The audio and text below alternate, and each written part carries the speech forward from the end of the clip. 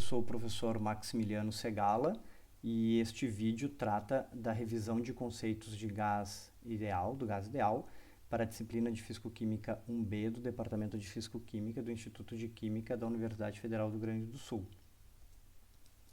O vídeo tratará então de alguns fundamentos, depois vamos apresentar a equação de estado do gás ideal ou perfeito, propriedades do gás ideal ou perfeito, como as constantes térmicas e as referências bibliográficas.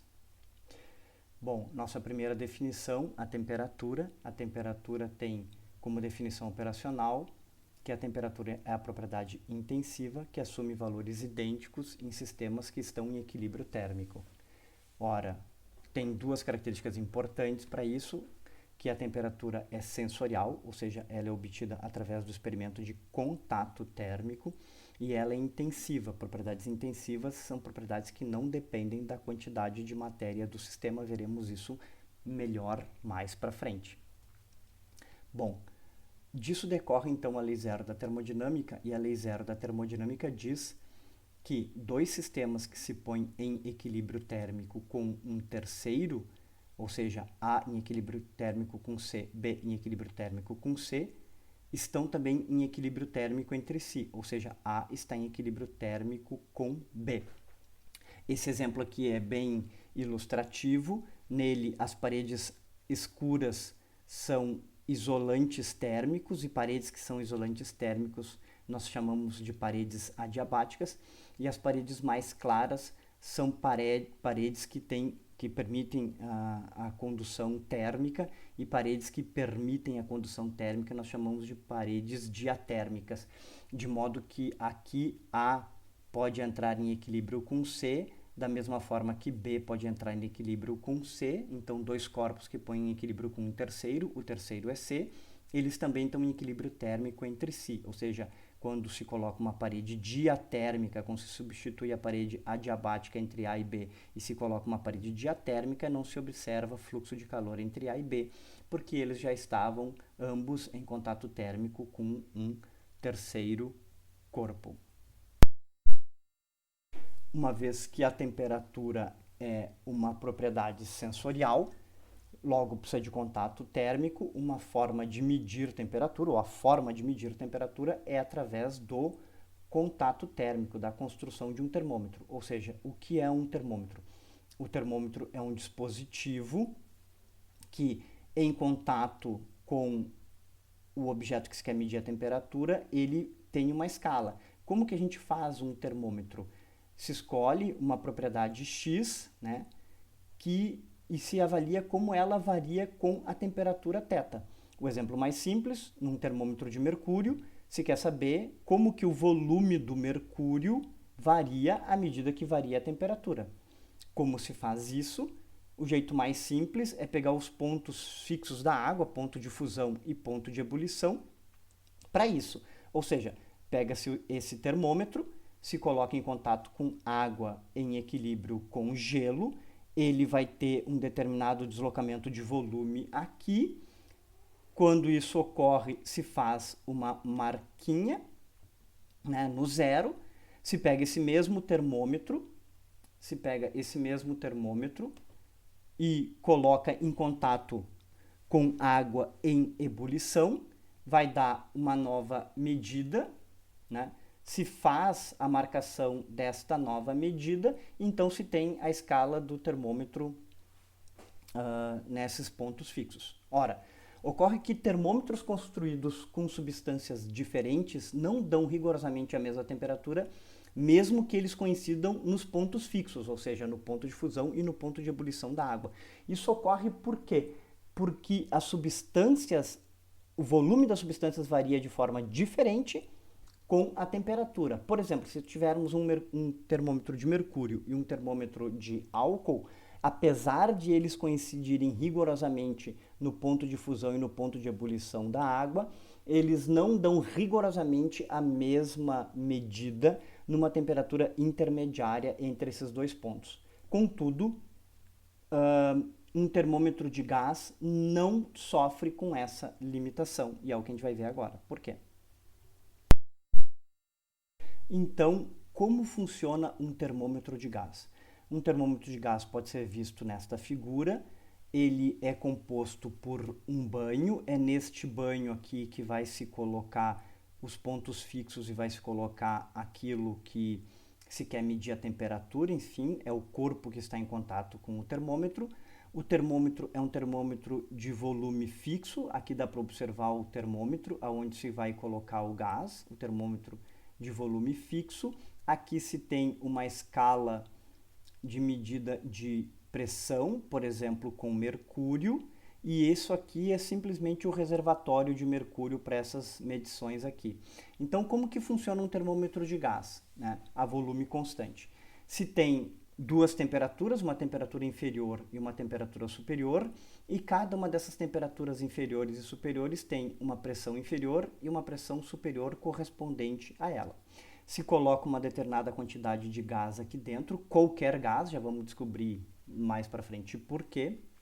Se coloca o termômetro em contato com a temperatura inferior, por exemplo, o ponto de fusão da água, a mistura de água com gelo, e vai se ter, então, na temperatura inferior, uma pressão inferior que é medida aqui, uma pressão inferior, ok? Muito bem. Pega-se esse mesmo termômetro, pega-se o mesmo termômetro com a mesma quantidade de gás e se coloca em contato com água em equilíbrio com o seu vapor, ou seja, uma temperatura superior. Essa temperatura superior, teremos uma medida de pressão superior, uma medida de pressão superior será observada aqui. Muito bem, o que se faz agora? Se efetua uma série de medidas de pressão e temperatura nestes pontos fixos, só que se reduzindo a quantidade de gás dentro do balão. Ou seja, se retira uma quantidade de gás de dentro do bulbo, mas como o bulbo é de volume fixo, então reduz a quantidade de gás, mas não se reduz o volume do termômetro. Então, a retirada de uma quantidade de gás, se repete as medidas novamente na temperatura inferior, se obtendo uma nova pressão inferior, e novamente na temperatura superior, se obtendo uma nova pressão superior, e essas pressões inferiores e superiores mudam porque a quantidade de gás mudou dentro do balão. Se retira novamente gás e se repete o processo por várias medidas. Quando se faz isso, e se grafica pressão superior por pressão inferior a volume constante por pressão inferior em milímetros de mercúrio, o que se observa é que, independente do gás que se usa, pode ser o gás A ou o gás B, ambos convergem para o mesmo valor, para o mesmo resultado. Ou seja, como é que foram feitas as medidas anteriores? Se pega o gás A, se faz as medidas no ponto superior e no ponto inferior, se tem um valor aqui, se retirou uma quantidade de gás, se repetiu a medida, se obteve um ponto aqui, se retira uma quantidade de gás, se repete as medidas nos pontos superior e inferior, se obtém um ponto aqui, e aí, consequentemente, né, até se chegar neste comportamento. Não importando qual o gás que se tem, ambos convergem para o mesmo valor, e esse valor é 1,3661 quando se usa a pressão em milímetros de mercúrio. Então, o que está ocorrendo aqui? A redução da quantidade de gás dentro do bulbo, mantendo-se o volume constante, faz com que o comportamento do gás tenda ao comportamento do gás ideal. É por isso que tanto o gás A como o gás B convergem para o mesmo valor. E agora vamos ver as consequências dessa extrapolação. Ora, com a redução da quantidade de gás, ele se aproxima do comportamento ideal, como a gente viu, e aí o gráfico de PS por PI AV constante por PI em milímetro de mercúrio, que pode ser matematicamente descrito desta forma, a gente observou experimentalmente que ele converge para o valor de 1,3661. Ora, se a gente postular que a separação que existe entre a temperatura superior e a temperatura inferior é de 100 unidades, só para facilitar as contas, a equação 1 resulta em temperatura superior é igual a 1,3661 vezes a temperatura inferior, ou seja, a temperatura superior é igual a 1,3661, que multiplica a temperatura inferior que estava aqui dividindo, né? A gente tira fora essa parte aqui. Ora, substituindo-se isso, ou seja, nós estamos substituindo isso aqui, que é exatamente o que a gente observa aqui, se percebe que essa diferença, 1,3 menos 1, é 0,3661. E 100 dividido por 0,3661 é 273,15. Então, daqui que vem o valor de 273,15. Ora, como a gente postulou que a diferença entre TS e TI é de 100 unidades, logo a temperatura superior é, consequentemente, 373,15. Agora é importante observar que essa escala não depende da existência de um gás ideal. Quem faz isso é a extrapolação, é o limite quando a pressão tende a zero. A extrapolação é com que permite que mesmo um gás real possa ter este comportamento. Então, se pode determinar uma temperatura T qualquer utilizando-se um termômetro de gás ideal, de forma que a gente pode determinar qualquer temperatura T, medindo a pressão correspondente de um termômetro de gás ideal, tendo-se como ponto de referência, né, somente uma temperatura inferior e a pressão inferior correspondente a ela. Entretanto, o ponto de fusão e o ponto de ebulição da água não são bem reprodutíveis, porque eles dependem da pressão atmosférica, principalmente o ponto de ebulição. Decidiu-se então, em 1954, estabelecer o ponto triplo da água como ponto fixo para o termômetro de gás. O ponto triplo da água é o ponto onde as três fases da água, sólido, líquido e vapor, estão em equilíbrio, como a gente vai ver para o gráfico mais à frente. Essa temperatura, então, ela foi arbitrada em 273,16 Kelvin, uma vez que ela está 0,1 graus Celsius acima do ponto de gelo. O gráfico vai mostrar logo em seguida. Oportunamente, nós vamos demonstrar, através do rendimento de uma máquina térmica, que a escala de temperatura do gás ideal coincide com a escala absoluta de temperatura e, portanto, o Kelvin é a fração de 1 sobre 273,16 da temperatura termodinâmica do ponto triplo da água.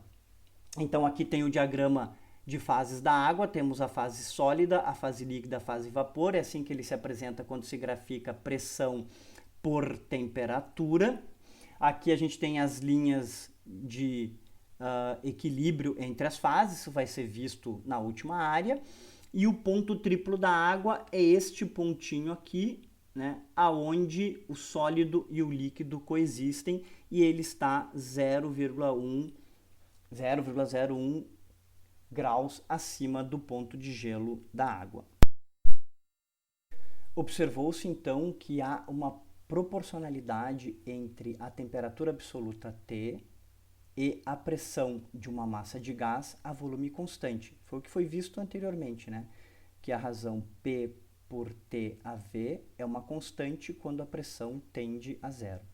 Se utilizar o volume molar, ou seja, o volume dividido pelo número de mols, e se fizer um gráfico onde se tem P, volume molar, dividido por T versus P, todos os gases que se colocar neste gráfico, eles formam isotermas, ou seja, que têm a mesma temperatura, que concorrem para o mesmo valor, e esse valor a gente vai chamar de constante universal dos gases, ou seja, o produto PV dividido por T, quando P tende a zero, todos eles tendem a uma constante, essa constante a gente vai chamar de R. É o que a gente observa aqui.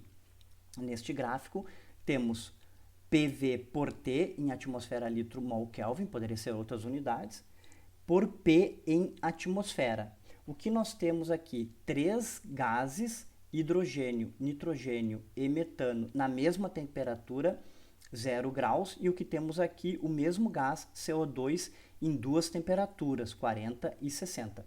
O que se observa? Bom, o primeiro ponto é que o gás ideal é uma reta, porque o produto PV por T para o gás ideal, ele nunca varia, ele é sempre igual a R.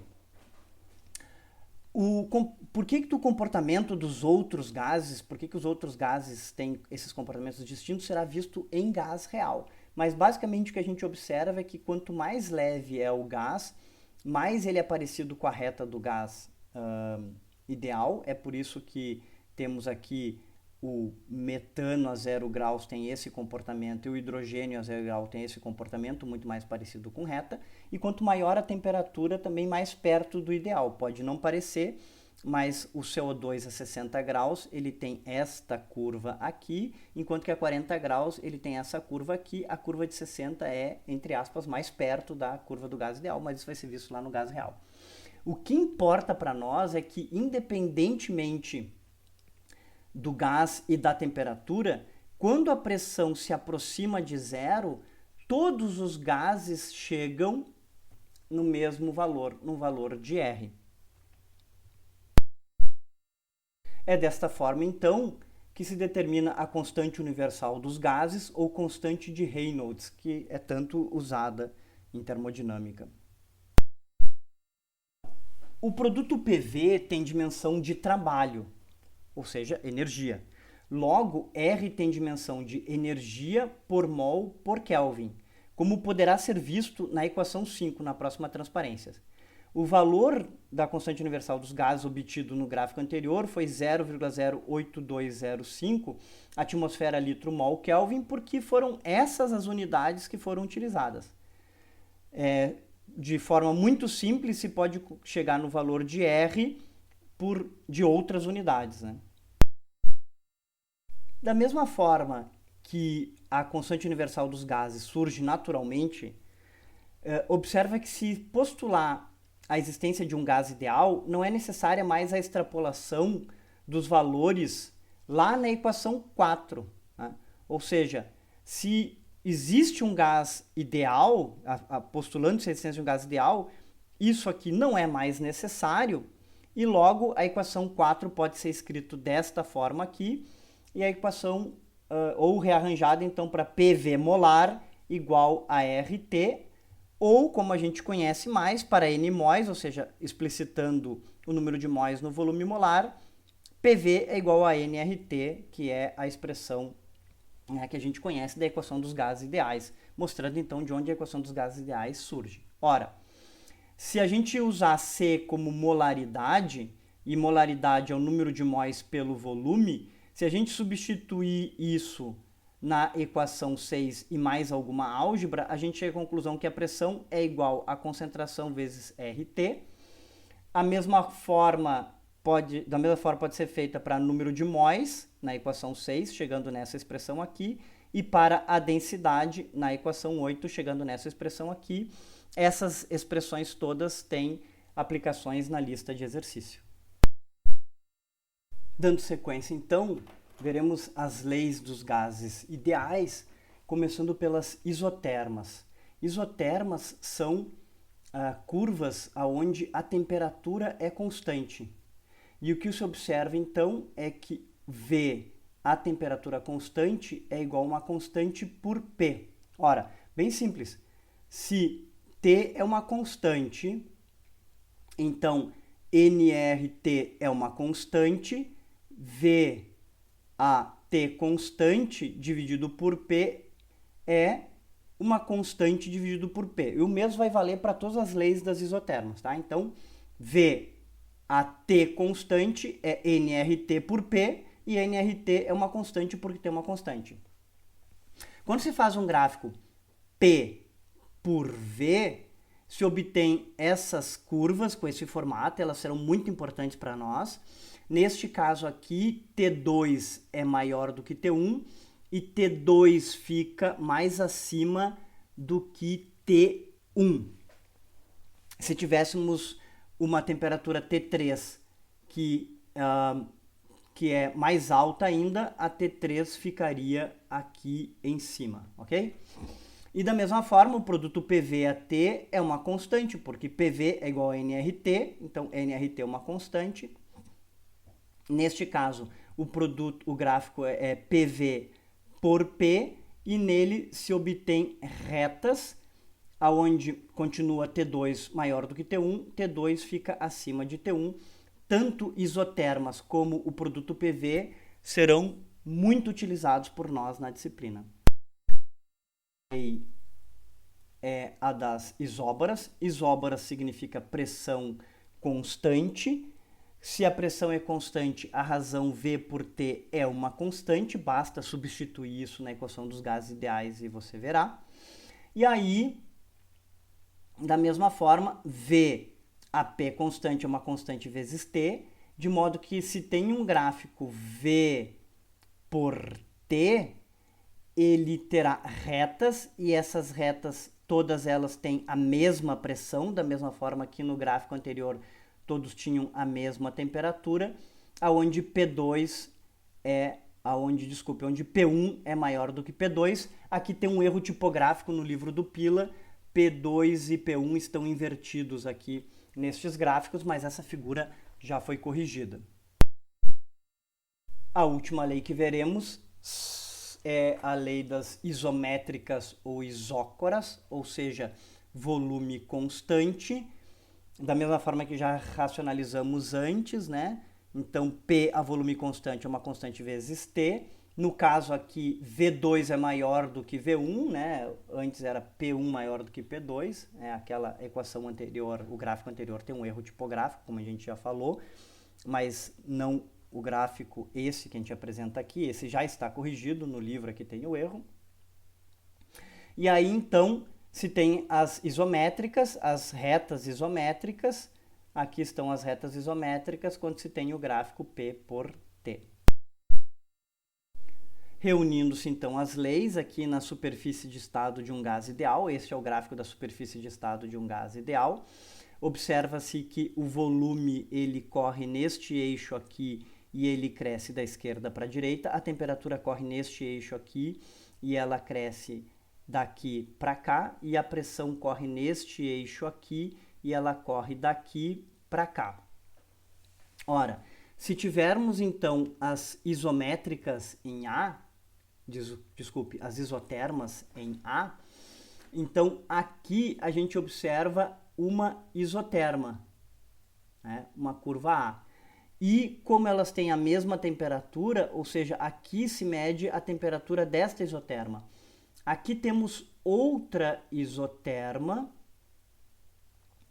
e essa isoterma, a temperatura dela é medida aqui. Então, aqui temos a representação das isotermas. As isóbaras, elas são dadas pelas retas B. Aqui, uma única reta B. A isóbara é mesma pressão. Então, observa-se que nesta reta que tem aqui, a projeção desta reta no eixo P dá a mesma pressão P para ela, ou seja, é isobárica, né? E por fim, então, o que a gente observa é as isométricas. As isométricas têm o mesmo volume, isométrica é a reta C, aqui temos a reta C, e essa curva da reta C, em todos os seus pontos, ela tem o mesmo volume V. Dando sequência, então, vamos falar agora dos coeficientes térmicos. Falaremos de coeficientes térmicos de forma genérica, depois mostraremos os coeficientes térmicos de um gás ideal, e na aula de gás real mostraremos como esses coeficientes térmicos são importantes para gases reais. Então, o primeiro coeficiente térmico que a gente vai falar é o coeficiente térmico de dilatação a pressão constante. Ele tem como unidade Kelvin na -1, a gente já vai explicar isso. E ele é chamado de alfa, ele é definido por 1 sobre V, dV por dt AP. O porquê do 1 sobre V a gente já explica depois. O segundo coeficiente é o coeficiente de compressibilidade a temperatura constante, em Pascal na -1. A gente vai chamar ele aqui de beta, mas ele também é conhecido como kT. E ele é definido como -1 sobre V, dV por dp AT. o beta ele é muito importante porque ele é o critério termodinâmico o critério de estabilidade mecânica de um sistema. Veremos isso bem em gases reais. O sinal negativo explicamos em seguida. E o coeficiente, e o terceiro coeficiente, o coeficiente de tensão a volume constante, que é dado em Pascal por Kelvin. A gente chama ele de gama e ele é a derivada da pressão em relação à temperatura, mantendo o volume constante.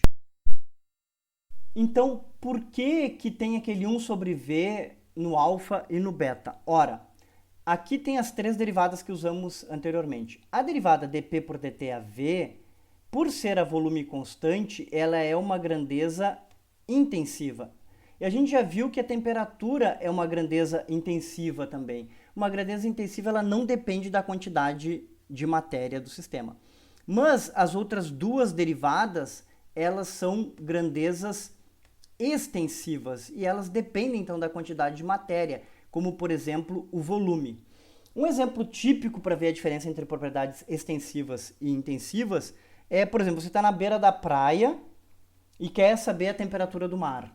Você pega um termômetro, coloca no mar e vai dar a temperatura que a água está. Se você pegar um copo de água do mar e colocar o termômetro neste copo com a água do mar, a temperatura que tu vai medir será a mesma. Ou seja, a temperatura é uma grandeza intensiva e ela não depende do volume que tu tem. Agora, obviamente, o volume do mar é muito diferente do volume do copo d'água que tu pegou.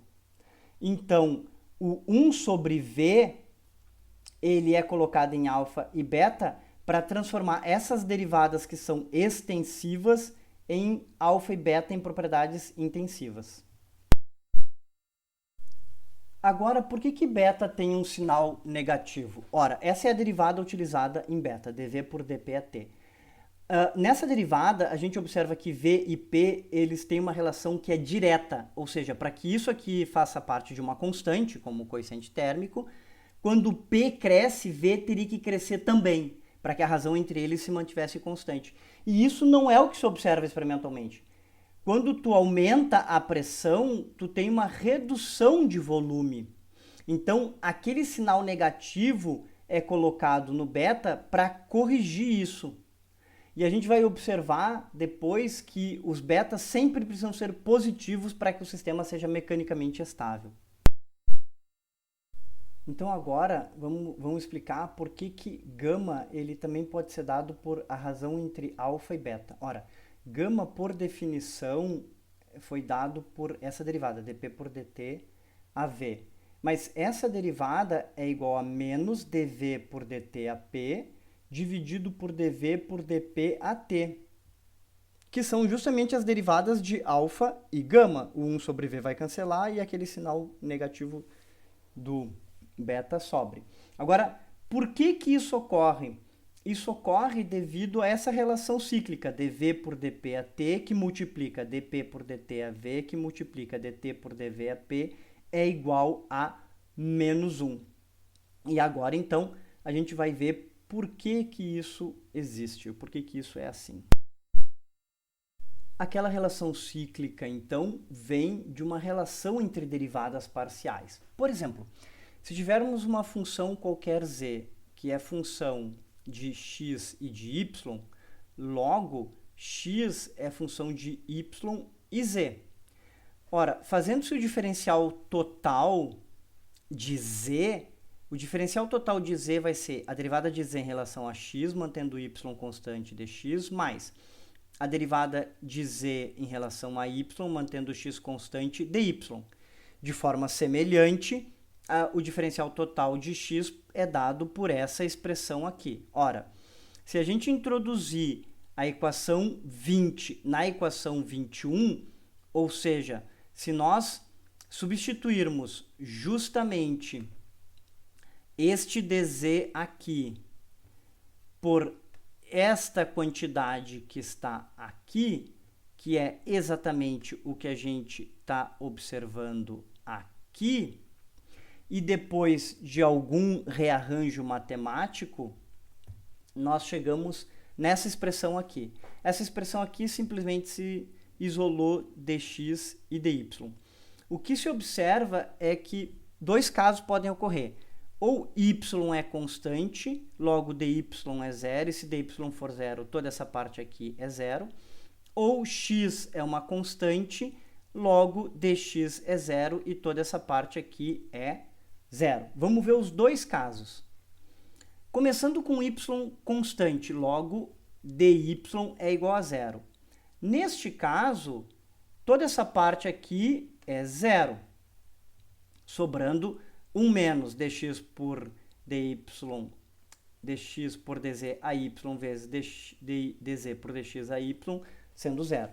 Simplesmente reorganizando isso, né, passando este termo para o outro lado, fica todo mundo positivo, se chega nessa expressão aqui. Essa expressão é muito útil para nós, a gente vai usar ela bastante, mas quando x é constante, logo dy é constante, é mais interessante para nós. Quando dx é zero, o que sobra é essa expressão igual a zero. Reorganizando, né, simplesmente reorganizando isso aqui, como se fossem frações, chegamos à conclusão que dx por dy a z constante é igual a menos dz por dy a x, dividido por dz por dx a y, como se fossem frações. Ou a relação cíclica que a gente viu antes, dz por dx a y, dx por dy a z, dy por dz a x é igual a menos 1. Essas duas expressões são idênticas, elas só foram rearranjadas. Desta forma, então, podemos demonstrar a relação cíclica utilizada para o gama, só que em vez de x, y e z, lá se tem pressão, temperatura e volume. Tá? Voltaremos a essa relação cíclica várias vezes. Para concluir, então, os coeficientes térmicos, vamos calcular os coeficientes térmicos de um gás ideal. Ora, se a gente pegar a equação dos gases ideais, PV igual a nRT, e isolar V, por que a gente isola V? Porque para calcular, por exemplo, alfa, a gente precisa ter a derivada dV por dt a P, né, que é a derivada que está lá no alfa, né, vai aparecer logo em seguida. E ora, se P é constante, a derivada em relação à temperatura desta expressão é nR sobre P. É muito simples isso. Ora, a equação 16, que é justamente este trecho aqui, para calcular alfa, então vai ser 1 sobre V, o 1 sobre V que já estava na expressão, e a gente acabou de ver que dV por dt a P é nR por P, nR por P. Ora, mas 1 sobre V também é igual a P sobre nRT. Fazendo as devidas simplificações, chegamos à conclusão que o alfa do gás ideal é 1 sobre T, e somente para o gás ideal.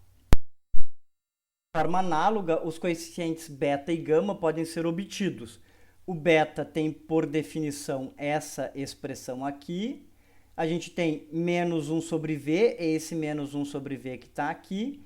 dV por dP a T é dado por menos nRT por P quadrado. Isso é bem simples de obter, essa derivada. Ora, esse menos 1 sobre V é o mesmo que continua lá, mas nRT é igual a PV, porque é PV igual a nRT. Então, a gente pode substituir esta parte aqui por PV dividido por P quadrado, faz as devidas simplificações e chega à conclusão que o beta do gás ideal, e somente do gás ideal, é mais 1 sobre a pressão, né? Lembrando que eu tinha dito para vocês de que o beta tem que ser sempre positivo.